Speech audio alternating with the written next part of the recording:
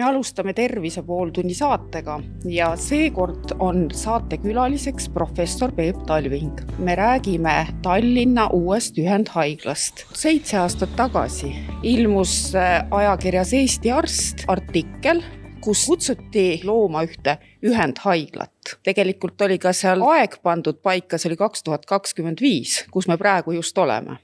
Ja nüüd on taas uued tuuled, et Tallinnas tahetakse luua uus ühendhaigla. Professor Talving, mis siis selle ühendhaigla printsiibid peaksid olema? Aitäh kutsumast ja hea küsimus on. See on ju olnud, eks ole, nagu me lähme 7 aastat tagasi ja see oli siis nüüd ütleme 2 ülikooli campuse asetamine mõlemasse tõmbekeskusesse. Nüüd me oleme natukene nagu ütleme, et ühe tõmbekeskuse uue organisatsiooni loomisel, aga ma arvan, et mõlemad mõtted veel, et kas tuua kokku nii lõuna ja põhi või siis alguses luua ainult põhi ja siis kuidagi koondada ka lõuna. Mõlemad kontseptid on huvitavad ja ma arvan, et kuidagi nagu ikkagi õhus. Ja kui me nüüd lähme alguses, ütleme, et Tallinna piirkonna ühendhaigla, ütleme sellise mastaabiga tervishoiuteenuse osutajal peab olema palju funktsioone. Tsentraalne ilmselge funktsioon on ju kliiniline tegevus, ravitegevus, mis on laiahaardeline, kõik erialad esindatud, enamus erialad esindatud. Mõned võivad jääda siiski, näiteks ütleme, et laste südamekirurgia ei pruugi olla 2 kohas, sest et on mitu inimest, kes seda teevad Lõuna-Eestis ja Tartu Ülikooli kliinikumis, ei pruugi dubleerida, neid lapsi ei ole nii palju. Ehk siis me saame rahulikult öelda, et teatud erialad jäävad ikka teatud kohtadesse, isegi kui tekib mitu suurt haiglat. Nüüd kliiniline ravi on see põhikandev asi, aga kuna see uus organisatsioon, mis luuakse ja kunagi ka võib-olla et uus raviasutus, siis tal peab olema ju ka funktsioon peale ravi, et sealt käib ju nii palju haigeid läbi, et kogutakse andmeid, see tähendab teadus, arendus ja õpetamine. Ehk siis mulle tundub, et ühe korraliku akadeemilise struktuuri loomine on hädavajalik, kui me nii suure monstrumi kokku paneme, kus kohast käib läbi, ütleme, et 60% Eesti inimestest saavad abi. Mis on väga suur protsent. Mis on väga suur, eks ole. Ja see ei saa mitte kuidagi välja jääda arendusest, teadustööst ja õpetamisest. Me teame ju, et Põhja-Eesti tõmbekeskus toob rohkem ja rohkem inimesi enda juurde. Enamus töökohti koondub siia. Seega me peame selle uue organisatsiooni ümber looma nagu ühe korra väga targa kontsepti, kuidas seda ära kasutada nii haigete raviks kui ka Eesti teaduse ja arenduse edendamiseks. Nii et enne kui hakata betooni valama, enne peaks ikkagi väga läbi mõtlema, milline see kontseptsioon on. Jah, täiesti veendunud selles ja praegu see on käima läinud. Ja ma loodan, et ta viib kuhugi, aga ma olen saanud aru, et valitsuse juhil, peaministril on see ka fookuses, Tallinna linnavalitsus ja kindlasti linnajuhid, kõik on oodanud nagu mingit uut asja. Ma arvan, et see uus asi ei pea mõtlema selle peale, et mingi maja või mingisugune asi tuleb Lasnamäe servale. Pigem mõtleme targalt välja, mismoodi see kontsept välja näeb ja kellega ja kuidas me seda seome. Mis selle uue haigla nimi võiks olla? Ma arvan seda, et see haigla peaks olema akadeemiline haigla, ehk siis õpetav, arendav, uuriv ja ravitagav haigla. Ja sellega ma arvan, et see sõna akadeemiline haigla võiks kindlasti sees olla. Eesti akadeemiline haigla. Näiteks või akadeemiline haigla, Eesti akadeemiline haigla. Ilmselge, et kui haigla on akadeemiline, tal peab olema ka mingisugune seos ju ülikooliga või vähemalt, eks ole, teadus-arendusasutusega. Ja mina arvan seda, et mitte üks ülikooli haigla Eesti mastaabis ei saa jääda nagu ilma ülikoolita, kus kohas on meditsiinivaldkond, meditsiiniteadus ja inimesed, kes teevad nii diplomieelset õpet, diplomijärgset õpit, doktorantuuri õpet ja nii edasi. Ehk siis see peab olema ühendatud Tartu Ülikooliga. Kas ta võib olla ka integreeritud teiste kõrgkoolidega, olgu see TalTech näiteks, kus kohas on kindlasti tehniline know-how, väga tugev, meditsiinitehnika ja nii edasi, see kõik võib olla. See kõik võib ju olla, aga ma ütleksin, et põhipartnerlus, sest et haigla hakkab ju tegema, eks ole, tervishoiuteenust ja loodetavasti ka akadeemilist koolitust ja arendust ja teadustööd peaks olema põhiline suur kontakt Tartu Ülikooliga. Mis kasu nüüd kuulaja sellest loodavast haiglast saab, et kindlasti tekib mõte, et kas siis ravijärjekorrad vähenevad, kas patsiendi teekonnad muutuvad paremaks? Võiks öelda niimoodi, et Tallinna haigetel, räägime siis Tallinn ja lähiümbrus ja tegelikult kogu Põhja-Eesti saaks endale ju korraliku akadeemilise haigla. Nüüd tuleb targalt ära mõelda, et kas see lokatsioon saab olema ühes kohas, 2 kohas, 3 kohas. Ilmselgelt regionaalhaigla infrastruktuur on nii võimas, et see maja jääb. Maja jääb kindlasti ja kindlasti on regionaalhaigla võtmemängija ka selles uues ühendhaiglas. Aga see lokatsioon ei pea olema üks, ütleme, et teine campus saab olema seal, kus on praegu Lääne-Tallinna Keskhaigla, ütleme, või mingi 3. asutus, siis saab ju tegelikult teekonnad väga kenasti läbi mängida, kui on üks organisatsioon, kus kohas mingi haige mingit ravi saab. Aegkriitilised patoloogiad, olgu need insuldid, olgu need verejooksud, trauma tõttu ja nii edasi, tuleb kindlasti viia ju kõige kiiremini need aegkriitilised, kus kohas on vastav abi. Ja ütleme, et tänase Tallinna haiglate võrgustikus me ju teame seda, et trombektoomia, insuldi haigele, kus kohas on korralik tromb, kus tuleb menetlus radioloogiasse kiiresti liikuda. Iga minut aju verevarustuse katkemist on ju hulk närvirakke, mis surevad. Seega ei ole ju mõtet sõita haiglasse, kus kohas tehakse diagnostika kompuuter ja siis suunatakse edasi regionaalhaiglasse. Pigem see teekond peab olema otse haiglasse, kus kohas on võimekus seda ravi pakkuda. Aga samas ei pea kõik haiged tulema haiglasse, kus kohas on tippvõimekused. Näiteks ütleme, et olgu see tippvõimekus kuskil kohas X, keset Tallinna linna, kus kohas on, ütleme, et insuldikeskus ja STEMI ehk siis ST-elevatsiooni infarktikeskus ei pea ju kindlasti olema sisehaiguste tippkeskus, eks ole. Ütleme, kõikide sisehaiguste erialade tippkeskus, et neid võib üle mitme campuse ära jagada, kuhu kohta keegi kuulub oma esmase transpordi ja ravi järgi.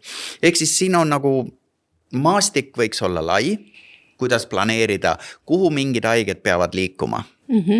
Kas me siin saame Soomest ka kuidagi eeskuju võtta? Nendel on ka seal vist 17 haiglat ühendatud. Ja kui mitte rohkem, minu meelest on Länsimaal, kus on Helsingi Ülikooli haigla, minu meelest Helsingi Ülikooli haigla on 23 eraldi maja, mis on kokku toodud ja see võrgustik peaks töötama väga hästi. See läheb väga suureks, kui on 23 maja, aga samas on ka palju kasumeid, just teekonnad, mis liiguksid nii üles, eks ole ju tipphaigla poole kui alla, taastusravile ja põetusravile ja nii edasi järelravile võiks ju ka sujuvalt liikuda. Sest et mulle tundub, et Tallinna haiglates võib-olla see natukene takerdub siin ja seal. On meie haigla, on teie haigla ja meie saadame teile, kui meil vaja on, aga me võib-olla, et ei võta vastu seda haiget, kes on ravitud teie poolt täpselt sama kiiresti. Ehk siis need teekonnad peab kindlasti paremaks saama. Ja need ühtlustuksid siis sel juhul. Just, ja teine aspekt oleks ka see, et kõik hankeprotsessid oleksid ju tsentraalsed. Jah, et võib-olla, et mõni oponent võiks öelda niimoodi, et aga kui meil ei ole konkurentsi, siis pakkuja, eks ole, võib pakkuda, mida ta tahab. Aga üldiselt, kui on ikka suur, kui Euroopa Liit näiteks hangib, eks ole ju mürske, rääkides sõjatingimustes, kindlasti on see hinnaeelisega, kui hakkavad erinevad riigid ise tellima asja. Sama on siin, et kui hankida meditsiinitarvikuid ja aparaate ühe suure organisatsiooni poolt, on sellel eelis. Meil on veel ka saared ja saarte elanikud, kuidas loodav, planeeritav haigla võiks nende arstiabile mõjuda? See kõik sõltub ju logistikast ja kokkulepetest. Ehk siis helikoptertransport kindlasti jääb, aga helikopteril on ka omad puudused. Praegu näiteks meil on helikopter asub ju Tallinna lennujaamas. Ja Tallinna lennujaamast välja lennata meie meeskonnaga, sellel peab olema teatud distants, mille pealt me võidame olla õhus versus sõita välja kiirabiga või reanimobiiliga mööda maanteed, mis on kiirem start ju. Ehk siis me oleme selle välja arvestanud, et üle kuskil 100 kilomeetri ja kaugemal on ajaline võit sees. Seega saartele kindlasti jääb helikopteri võimalus, praegugi lendab, eks ole, mingit vahet ei ole. Aga et maandumiskohad peavad olema haigla katusel. Ja regionaalhaiglal see võimekus kindlasti on olemas.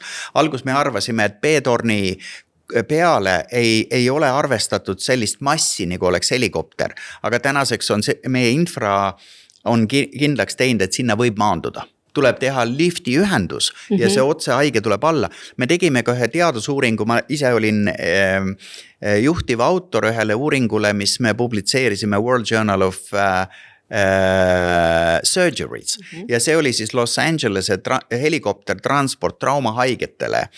Ja LA's meie suures haiglas oli sama probleem, et maandus muru peale. Ei olnud katusel maandumisplatsi ja sama palju kui lennuaeg peaaegu võttis see, et laduda haige ümber kiirabi auto peale, sõita, eks ole, 0,5 kilomeetrit ümber maja ja anda seal haige üle. Sama oleks see ju Eestis, kui ei oleks katustel maandumisplatse, ehk siis kindlasti tuleb need katustele platsid teha kiiremaks transpordiks. Kui me nüüd räägime edasi sellest akadeemilisusest, siis sa oled ise Tartu Ülikoolis õppejõud juba pikki aastaid, et kuidas nüüd siis see diplomieelne arstide õpe võiks olla korraldatud ja residentuuritsüklid, et mida see akadeemiline haigla juurde annaks Eesti haridusele? Ma arvan seda, et see oskus ja inimesed on täna olemas ütleme diplomieelne. Diplomieelne ja prekliiniline. Kui kliiniline õpe kuskilt hakkab, ütleme 3. diplomieelsest õppeaastast, siis prekliiniline esimene 2 baasaineid, kõik füsioloogiad, biokeemiad, anatoomiad ja nii edasi, need oskused on olemas ju praegu Tartus. Ehk siis ma ei tooks seda õpet ära. Ma jätaksin selle õppe kindlasti sinna. Seal on inimesed, seal on oskus. Aga kliiniline õpe ma tooksin kindlasti proportsionaalselt nii palju, kui on ruume ja haigeid, ma tooksin ka Põhja-Eestisse. Ehk siis nad jaguneksid võib-olla, et 1/3 kliinikumi, mis jääks siis praktikumi tegemiseks ja kliiniliseks õppeks ja 2/3 ma tooksin, ütleme, sellesse suurde Põhja-Eesti haiglasse.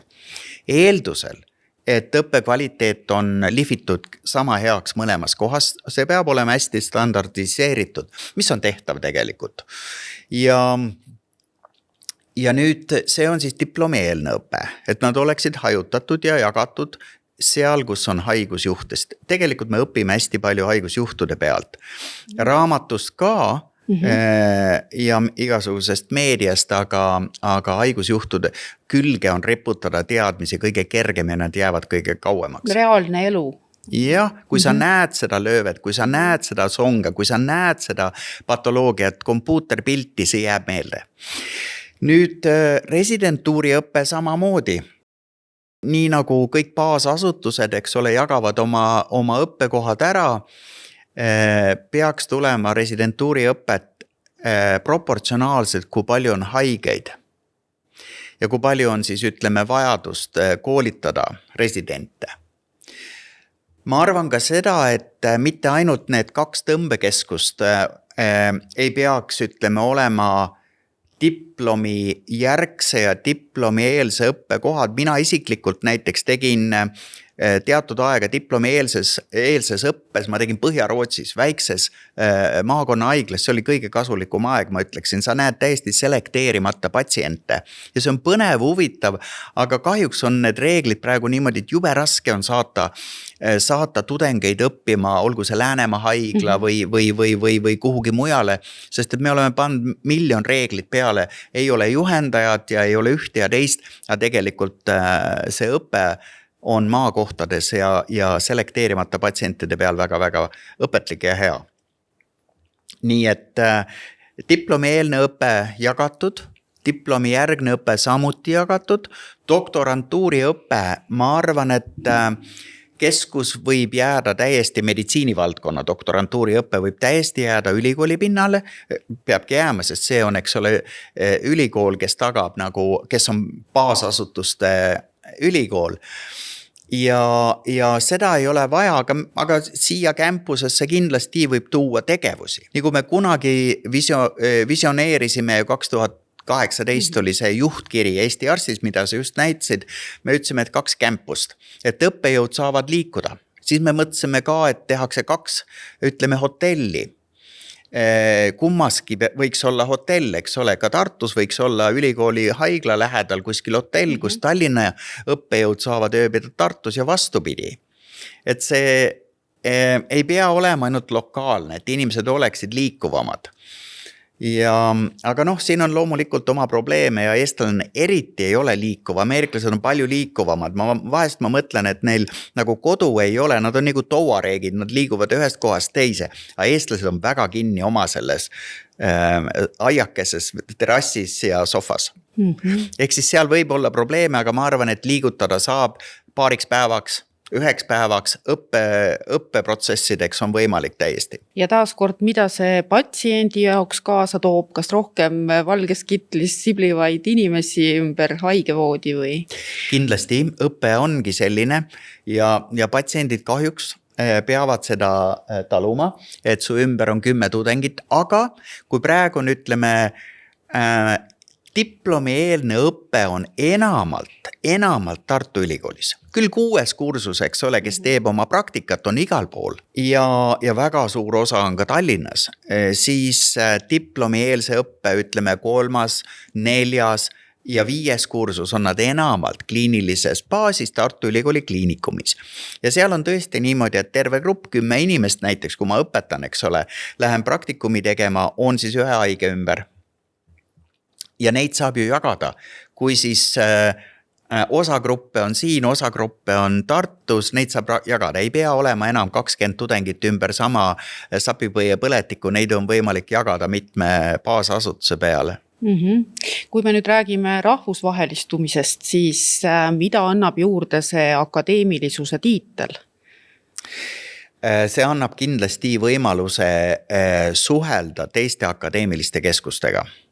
Kui sa oled ülikooli haigla või akadeemiline haigla, sul on partnerlus nagu kõikidel tasanditel, ka ülikooli haiglatega, paremini kui mitte ülikooli haiglal.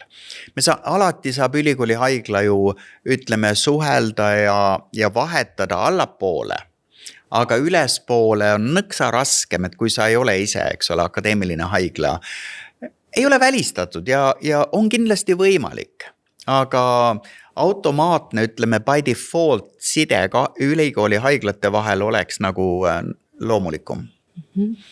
Ehk siis teadusvõrgustik saaks olema oluliselt suurem ja sellel haiglal oleks võimalusi anda, mis meil on täna kasutamata. Mulle tundub see, et Tallinnas, või ütleme Tallinn ja Põhja-Eesti, kus on enamus inimesi, enamus haigeid, ei teeninda Eesti vajadust meditsiiniliseks teadustööks ja õpetamiseks. Ja see peab lõppema, kõik need haiged tegelikult võib mõelda natukene piltlikult küll.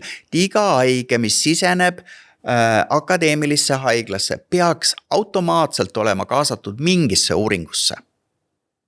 Mingisuguseks õppeprotsessiks, mingisuguseks. Ehk siis kõik muu tundub, et me natukene ei kasuta ära seda ressurssi, mis on ja samas me räägime, kui palju meil on vaja õppida, arendada teadust teha, et olla pildil, olgu see Euroopas või globaalselt. Kas sa ise tahaksid sellises uues akadeemilises haiglas töötada? Kindlasti. Ma tunnen ju, ütleme, et regionaalhaigla, mis on suur haigla Tallinnas ja Tartu Ülikooli Kliinikum, ma olen mõlemas töötanud ja praegu töötan ju ikka veel regionaalhaiglas, see saaks olema ainult, ütleme, suurem organisatsioon, aga ta ei pea olema suurem maja. Kui on näiteks 3-4 kohas campused, sa liigud ühest kohast teise. Ja ma ise mõtlen näiteks, ma olen ju erakorralise kirurgia keskuse ehitanud kolleegidega üles regionaalhaiglas ja praegu olles kliiniku juhataja, ma vaataksin näiteks 3 lokatsiooni, kus iganes Tallinnas nad oleksid. Kõik ei pea toimuma, nagu ma alguses ütlesin, ühes kohas.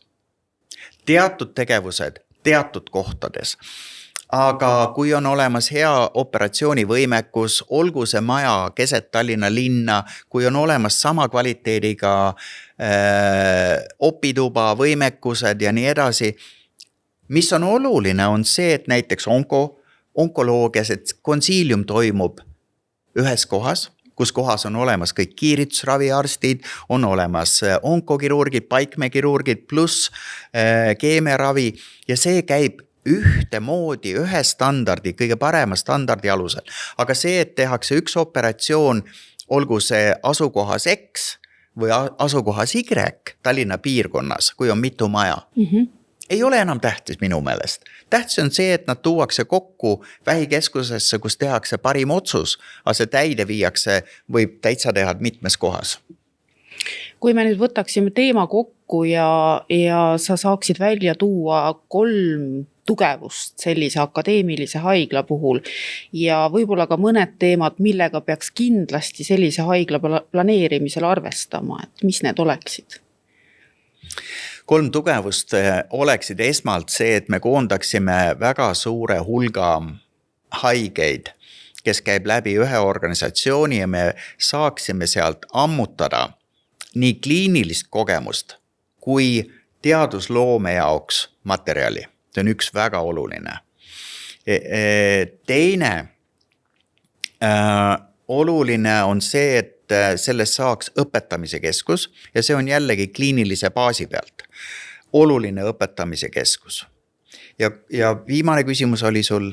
3. veel, kas midagi veel, mõni 3. tugevus ka oleks? Ta oleks ju lähedus, sest et seal, kus jookseb veri või sureb südame rakkude hulk või ajurakkude hulk, peab olema ju haigete lähedal. Ehk siis sa ei saa seda haiget lennata mega kaugele. Sa võid, eks ole, aga iga minut loeb nii trauma ja kui sul on suur populatsioon ehk elanikkond on siin, siis see maja peab olema siin läheduses, kus on kõik võimekused olemas. Ja teine küsimus mul oligi see, et mis võiksid olla need riskikohad, millega kindlasti peaks arvestama sellise haigla planeerimisel? Riskikohtadena ma arvan seda, et see organisatsioon peab kaasama laialt. Ma arvan, et me peaksime kindlasti leidma võimaluse, et see oleks ülikooli ehk siis akadeemiline haigla. Kui temast saab ainult tervishoiuteenuse osutaja, ilma õppetööta, ilma teadustööta, siis ma arvan, me keerame kinni, me jätame kasutamata väga suure potentsiaali ja see tundub isegi natukene kriminaalne olema, et me seda võiksime või et see nii võiks realiseeruda. Sellest tuleb hoiduda. See tähendab seda, et kõik oleksid pardal, et kõik oleksid rahul, kõik rõõmsalt panustaksid. Ma arvan, et me peame kindlasti Tartu Ülikooliga läbi rääkima. Kuna see haigla saab olema aktsiaselts, siis tuleb, eks ole, kaasata Tartu Ülikool osanikuks. Ja läbi selle võrgustub ka ju Tartu Ülikooli Kliinikum selle haiglaga läbi ülikooli baasi näiteks. Sest Tartu Ülikool on ju Tartu Ülikooli Kliinikumi asutaja, 1 3 asutajast Tallinna linna või tähendab Tartu linna ja riigi ka koos.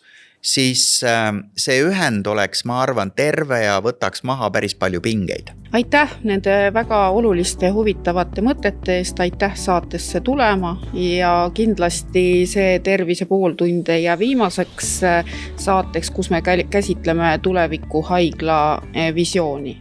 Aitäh kutsumast!